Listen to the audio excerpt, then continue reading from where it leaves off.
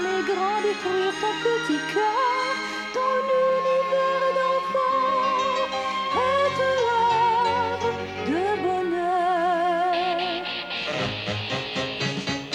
Anne, Anne, garde ta magie.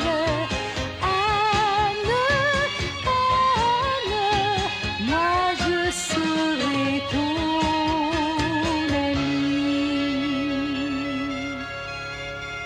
Tes rêves au fond de toi sont trésors infinis, plus précieux que la vie. Anne, Anne, je suis ton ami.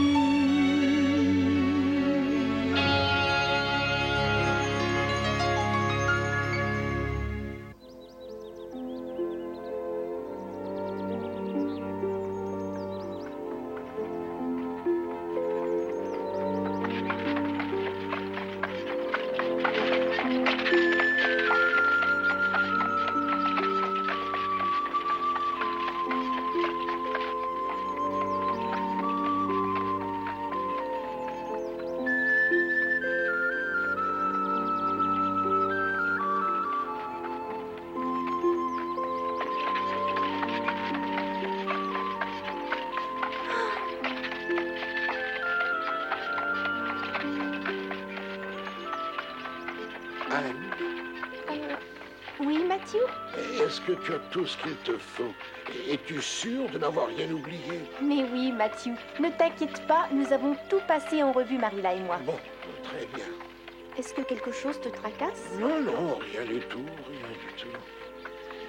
Enfin, est-ce que tu reviendras avant l'île et que tu auras un congé? Tu le sais, voyons. Tu te fais du souci parce que tu crains que je ne revienne pas. Non, non, pas du tout, Anne. Je pensais tout simplement... Enfin, nous sommes là, assis tous les deux dans le bogie sur cette route. Et je me souviens du jour où je t'ai amené au Pinon Vert pour la première fois. Oh. Oui. C'est une journée que je n'oublierai jamais, moi non plus, tu sais, Mathieu. Je ne savais pas ce qui m'attendait, mais j'étais pleine d'espoir. Le petit chat écorché que j'ai ramassé sur le quai de la gare ce jour-là nous a donné bien des joies, ma petite Anne. Merci. Ça te dirait d'aller manger une glace, Mathieu? Hein? Moi? Oui, il y en a de très bonnes en ville.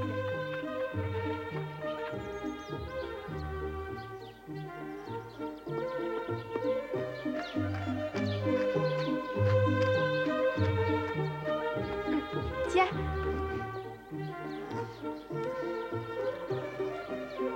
Tu aimes? J'en avais presque oublié le goût.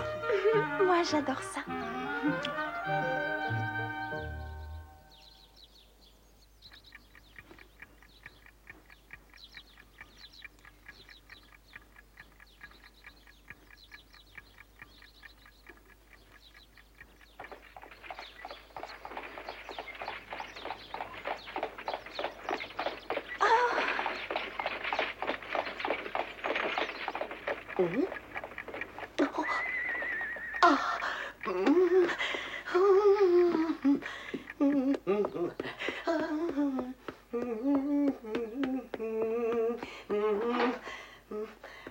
Oh, ma petite Anne, que je suis heureuse de te voir. Tu ne peux pas savoir avec quelle impatience j'attendais ton arrivée, ma chérie. Bonjour, monsieur Cuthbert, très heureuse. Bonjour, mademoiselle Barry. Je vous remercie de votre gentillesse. Allons, laissons là les civilités, voulez-vous? Venez prendre une tasse de thé. Vous devez être épuisés tous les deux. La dame qui tient cette pension de famille est une personne très bien, qui malheureusement a eu des revers de fortune. Son mari était officier britannique. Elle fait très attention à la qualité des pensionnaires qu'elle prend. Anne ne rencontrera que des personnes convenables sous son toit, je peux vous le garantir. Je t'aurais volontiers hébergée, Anne, et j'aurais été très heureuse de le faire, mais malheureusement, ma maison est trop loin du collège. Je comprends. La pension de famille est dans une rue calme et la table y est bonne, tu verras. C'est ce qui m'a plu aussi. Avec une bonne nourriture, on fait de meilleures études.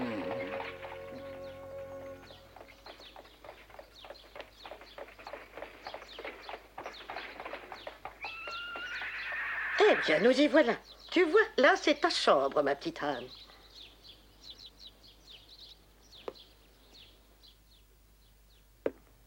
Vous êtes Monsieur Cuthbert, je suppose. Bonjour. Bonjour, je suis très heureux de vous connaître. Je suis très heureuse aussi. Je suis Anne Shirley. Enchantée, Anne. Cette jeune fille me semble tout à fait bien, monsieur Cuthbert. Mademoiselle Barry m'a dit que vous étiez arrivé en tête à l'examen. Inutile de vous dire qu'il est du devoir d'un étudiant d'étudier très fort. J'espère que vous resterez une étudiante modèle une fois installée parmi nous. Mais oui, je l'espère aussi, monsieur. À bientôt, donc. Si vous voulez bien me suivre, je vais vous montrer votre chambre. Par ici, s'il vous plaît.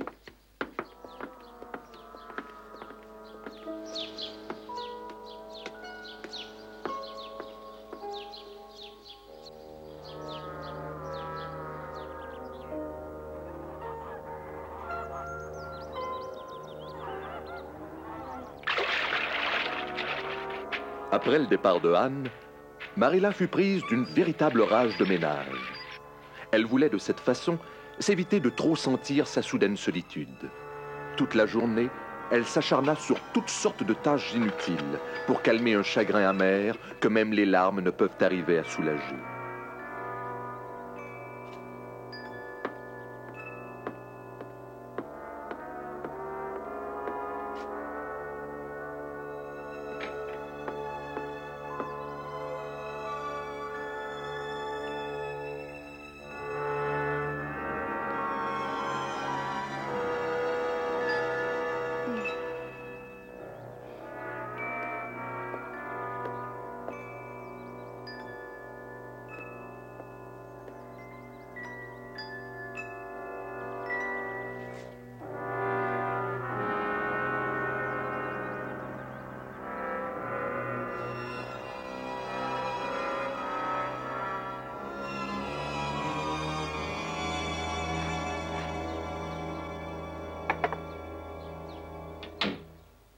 Qui est cette dame?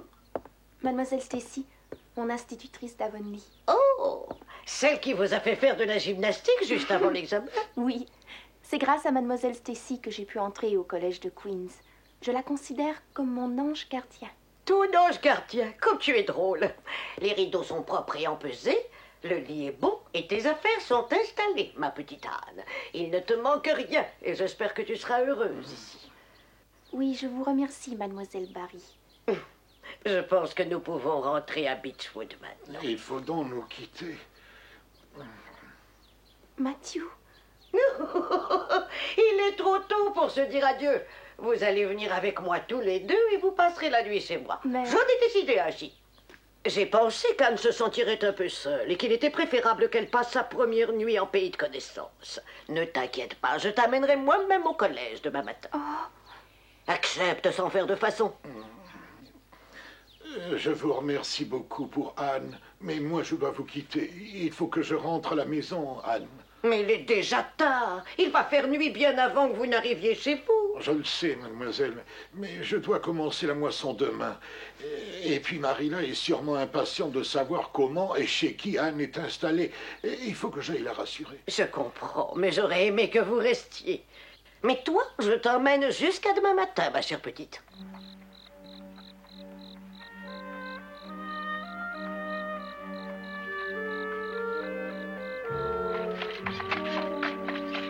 Après avoir laissé Anne et Mademoiselle Barry à Beechwood, Matthew, tristement, fit seul le chemin du retour, et lorsqu'il arriva à la maison des Pignons Verts, la nuit était déjà tombée. Marilla, qui guettait son retour, fut surprise de ne pas le voir entrer tout de suite. Il restait assis, immobile dans la carriole, et son air pensif semblait être causé plus par la solitude que par la fatigue du voyage. Tu as bien remercié Mademoiselle Barry de sa sollicitude envers Anne, n'est-ce pas? Bien sûr, Marilla. Elle a été très bonne pour Anne et pour nous.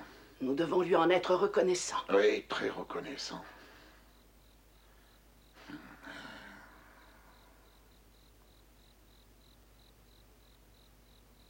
Ton thé va être froid, Matthew. J'en ai assez bu. Je pense que tu es fatigué. Tu dois te lever tôt demain matin. Il vaut mieux que tu ailles te coucher maintenant. Oui, je monte tout de suite.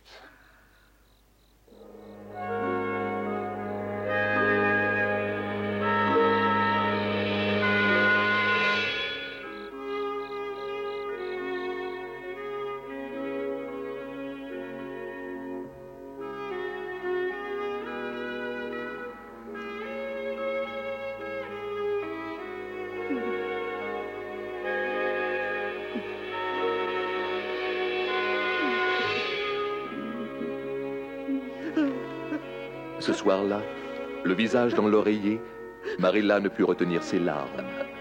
Plus aucune vie, fraîche et légère, plus aucune âme ne palpitait dans la petite chambre du pignon tout au bout du couloir.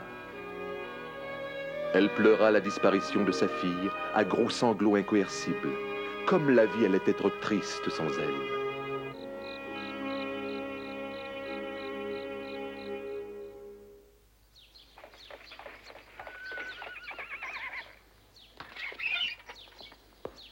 Je vous remercie infiniment, mademoiselle Barry. Au revoir et bon retour. Fais de ton mieux, Anne. Et viens me voir de temps en temps. Oui, merci.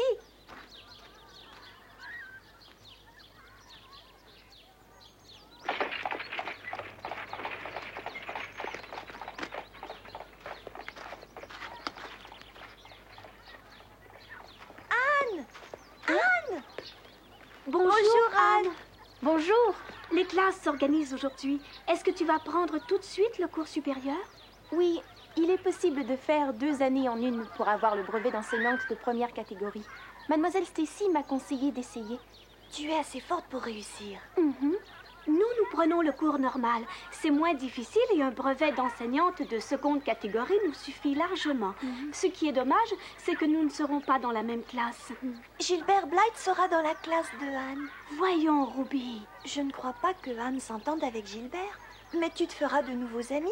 Oh mon Dieu, Josie a déjà commencé. Bonjour, des amis d'Avonlea. Voici Frank Stockley, nous logeons dans la même pension de famille. Je te présente Jane et Anne. Nous avons fait notre primaire ensemble. Vous êtes tous des premiers de classe qui avaient passé haut la main l'examen d'entrée au collège de Queens. En compagnie de 50 autres étudiants qu'elle ne connaissait pas, sauf un, Anne se sentit déroutée. Et celui qu'elle connaissait, ce grand brun de l'autre côté de la classe, ne lui avait guère donné l'occasion de l'apprécier jusqu'ici. En cas de difficulté, elle ne pourrait pas compter sur son aide. J'aurais aimé que Jane et Ruby soient dans cette classe. J'espère donc que vous serez pleinement conscient de votre devoir envers le collège et que vous aurez à cœur de travailler de toutes vos forces afin de lui faire honneur. Je suppose que je ne me sentirai plus aussi perdue quand j'aurai fait connaissance avec quelques-unes des élèves. Je me demande avec lesquelles je deviendrai amie. Bien sûr, j'ai promis à Diana qu'aucune fille de Queens, aussi gentille soit-elle, ne me sera aussi chère qu'elle. Mais je peux tout de même avoir d'autres amis, moins intimes bien sûr, mais proches tout de même. J'aime l'allure de celle-ci. Elle semble gaie et vivante avec son petit nez retroussé. Celle qui est assise à côté de moi me semble très gentille aussi. Elle n'a pas arrêté de regarder par la fenêtre depuis que le professeur est entré. Elle a l'air aussi rêveuse que moi. Mais elles ne me connaissent ni l'une ni l'autre et n'ont probablement pas envie d'être amies avec moi. Comme vous le savez déjà, vous ne pourrez suivre le niveau de cette classe qu'avec une inébranlable détermination. Vous ne devrez penser qu'à votre travail scolaire, parce que vous devez faire 2 années d'études en une. Mais je vous assure que vos efforts seront récompensés. Tout d'abord par la plus haute distinction des diplômes, la médaille d'or, qui brillera de tous ses feux sur la poitrine de l'un de vous. Et vous êtes 50 à la briguer. Donc ne ménagez pas vos efforts. Comme les yeux de Gilbert brillent, je suis sûre qu'il est déterminé à avoir la médaille. Et maintenant, je veux que vous commenciez à étudier aujourd'hui, non demain. Anne sentit soudain un violent esprit de compétition l'envahir. Allons, la vie continuait, avec le même désir de l'emporter sur Gilbert Blythe. La vieille rivalité qui les a toujours opposés était toujours présente. Et le défi ne pourrait que soutenir et encourager Anne. Même si nous ne pouvons être amis, pensait-elle, je suis heureuse qu'il soit dans la même classe que moi. Nous nous battrons pour cette fameuse médaille d'or. Et que le meilleur gagne.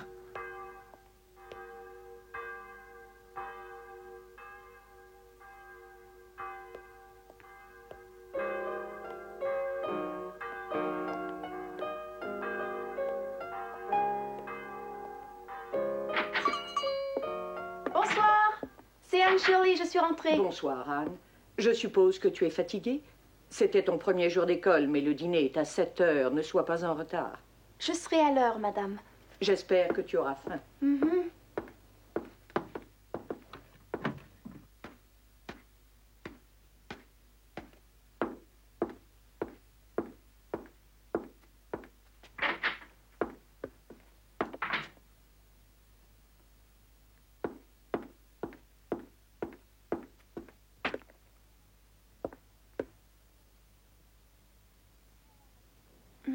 Me voilà, mademoiselle Stacy.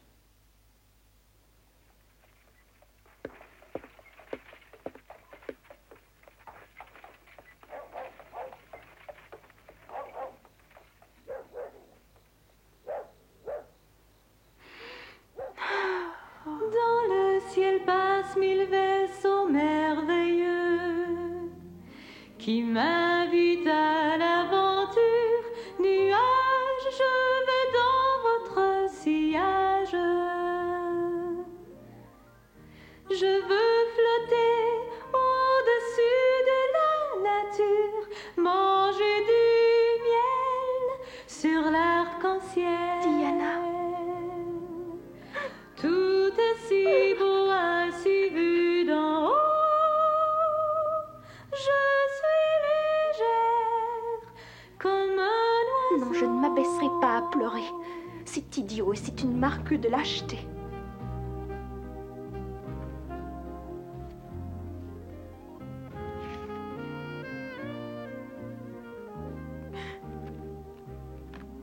Et je m'élève accrochée à mon rêve.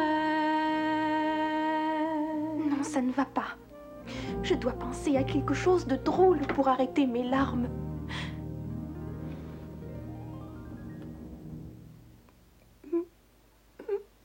Mais toutes les choses drôles auxquelles je pense me ramènent à Avonlea. Et cela ne fait qu'empirer mon chagrin. J'irai à la maison des Pignons Verts vendredi prochain. Mais vendredi prochain me semble à des siècles d'ici. Je ne peux pas m'arrêter de pleurer. Je ne veux pas m'arrêter. C'est tellement bon d'être aussi malheureuse.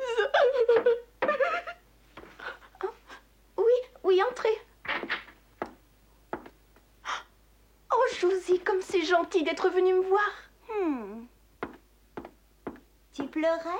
Je suppose que tu as le mal du pays. Peut-être. Je ne comprends pas que l'on puisse avoir le mal du pays. Moi, je ne l'aurai jamais, je peux te l'assurer. La ville est tellement merveilleuse lorsqu'on a vécu dans un petit village comme Avonlea. Je me demande même comment j'ai pu y vivre si longtemps. Tu ne devrais pas pleurer, Anne, ça ne te réussit pas. Ça te fait rougir les yeux et le nez.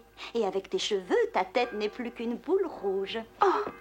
J'ai passé une journée magnifique au collège aujourd'hui. C'était passionnant. Oh!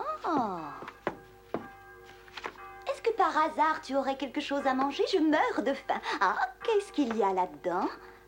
Bon, c'est bien ce que j'espérais. Marilla ne pouvait te laisser partir sans provision de gâteau.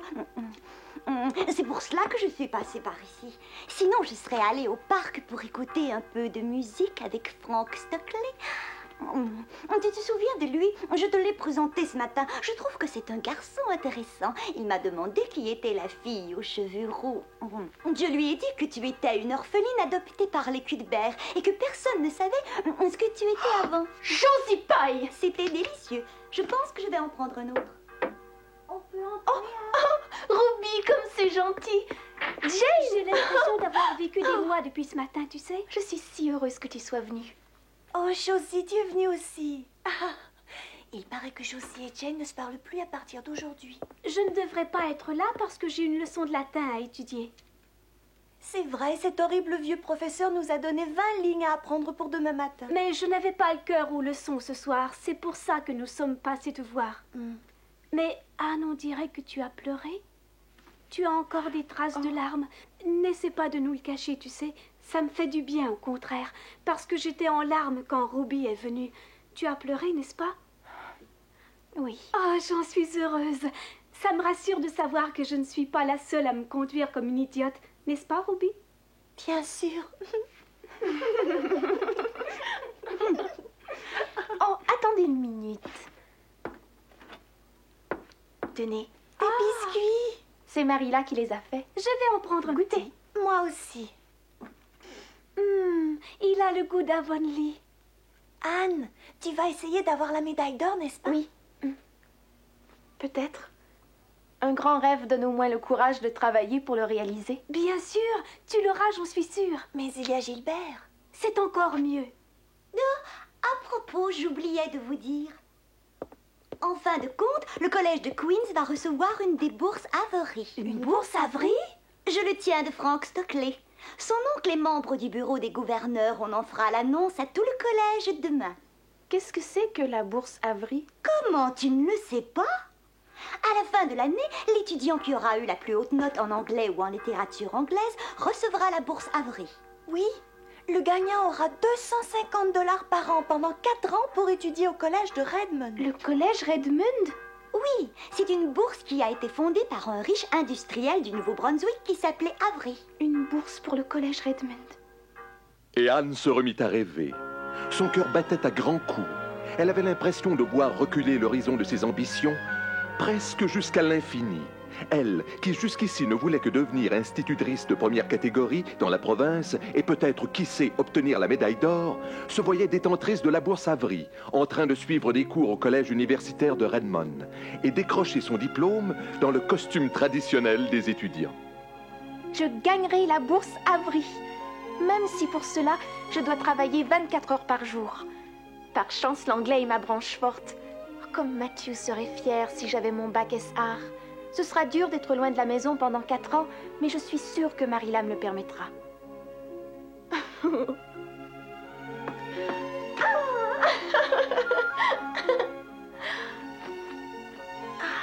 Qu'il est bon d'avoir des ambitions.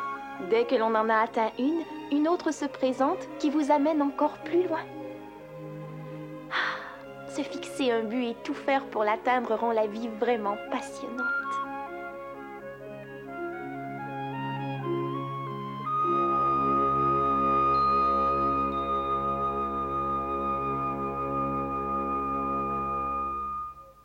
Quand le beau temps le permettait, Anne venait passer la fin de semaine à Avonlea. Marilla, Matthew et Diana l'accueillaient avec joie à la descente du train. Anne était heureuse et Matthew ne se lassait jamais de l'entendre. Vous connaîtrez la suite de ses aventures la prochaine fois. Anne, le vent chante pour toi de sa plus douce voix la chanson du bonheur. Il t'apporte à la fois le chant du rossignol, les coups des campagnes